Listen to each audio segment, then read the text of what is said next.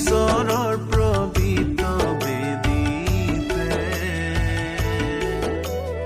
অৰ্পণ কৰোঁ মোৰে জীৱ।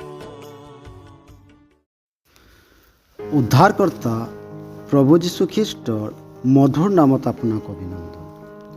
পবিত্ৰ বাইবেলৰ মথি লিখা শুভবাৰ্তা 6 অধ্যায় 19 পদত আমি এইদৰে পাওঁ, যি ঠাইত পোকে আৰু মামৰে ক্ষয় কৰে আৰু চোৰেও হিন্দি দি চুৰ কৰে, এনে পৃথিৱীত নিজলৈ ধন নাসাচিবা।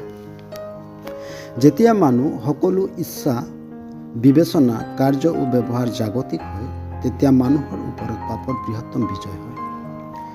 জগতৰ পৰা যি উৎপন্ন হয় সেয়া এই চকুৰ অভিলাষা, শৰীৰৰ অভিলাষা আৰু জীৱিকাৰ দৰ্প।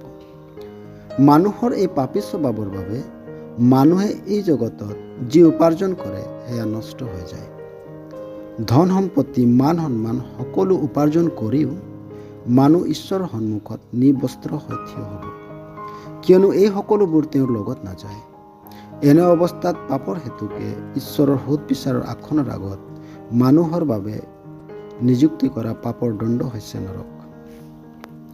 এই দণ্ডৰ পৰা বচাবলৈ প্ৰভু যীশুখ্ৰীষ্টই মানৱ ৰূপ ধাৰণ কৰিলে আৰু মানুহৰ পাপৰ বোজাক স্বয়ং নিজৰ ওপৰত লৈ মানুহৰ দণ্ড ক্ৰুচত আহিলে।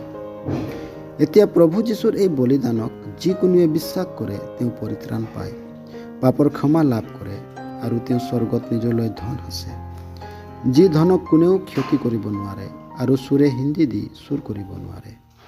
প্ৰভু যীশুক বিশ্বাস কৰি আপুনিও নিজলৈ স্বৰ্গত ধন সাচিবলৈ নিবিচাৰেনে?